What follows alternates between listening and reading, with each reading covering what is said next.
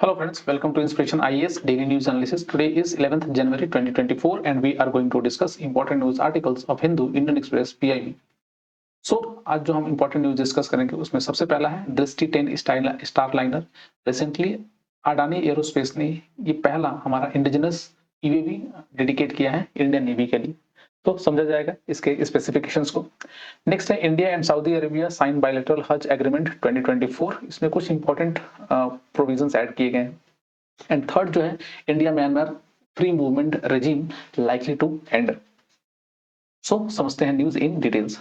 तो सबसे पहला न्यूज ये है कि India navy get its first indigenous UAV Drishti 10 star liner और इसको डेवलप किया है अदानी एरोस्पेस ने अपने इंडियन नेवी के लिए। तो क्या है, So, Chief of Naval Staff recently flagged off the first indigenous manufactured Dristy 10 Starliner unmanned aerial vehicles for the Navy.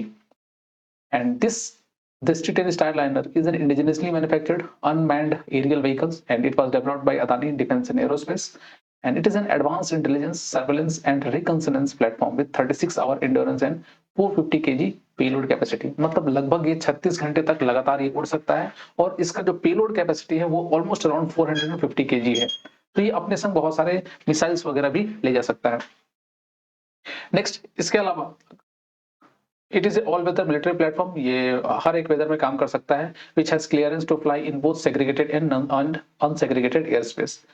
और दूसरा, इट्स मिनिमल मेंटेनेंस, बहुत ही कम मेंटेनेंस की जरूरत पड़ती है, make it cost effective and operational efficiency. Next, it is equipped with advanced communication system including satellite communication and line of sight data। ठीक है, तो सैटेलाइट कम्युनिकेशन और लाइन ऑफ साइट डाटा दोनों यूज किया जा सकता है, link ensuring reliable and secure data transmissions. तो ये कुछ प्रोविजंस है।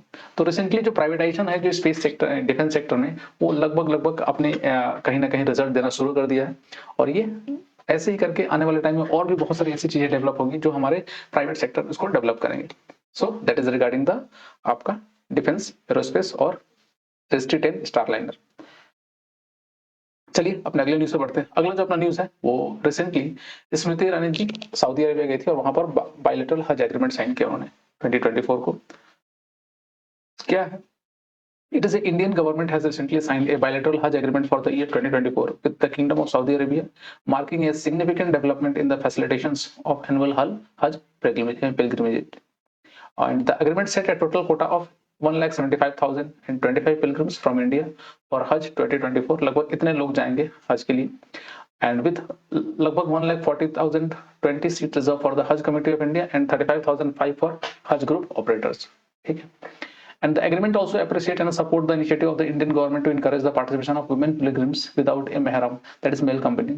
तो रिसेंटली यहाँ पर इस बार गवर्नमेंट ऑफ इंडिया ने ये प्रपोज किया है कि वुमेन्स पिलग्रिम्स भी जाएंगी और जिनके लिए उनको महरम की जरूरत नहीं पड़ेगी। महरम माने बेसिकली होता है मेल कंपेनियन, मतलब अगर फीमेल कोई जा रही है तो उनके संग कोई मेल कंपेनियन होना चाहिए, उनको महरम बोला जाता है।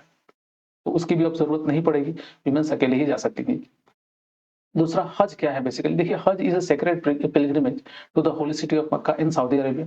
ये एक सेक्रेड पिलग्रिम एक मतलब जर्नी होती है हज के लिए मक्का सिटी टू द मक्का में सऊदी अरेबिया में जो है। एंड हज 5 में से एक पिलर होता है इस्लाम का, मतलब it is one of the 5 pillars of Islam. And the other pillars of the Islam include that is शहादा, जिसको फेथ बोला जाता है, that is the declaration of faith in the oneness of God and the acceptance of Muhammad as a God profit.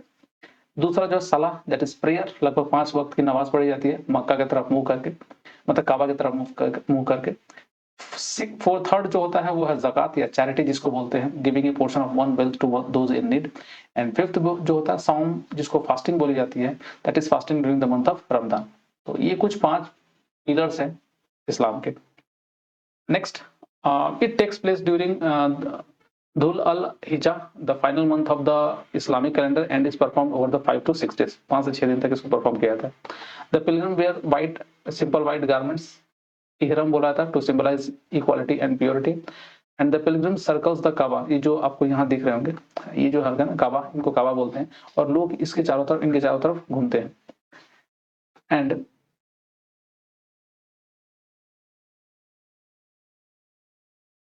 And the pilgrim circles the Kaaba, a black cubic structure at the Grand Mosque 7 times in a counterclockwise direction। मतलब counterclockwise direction में 7 बार घुमाता है।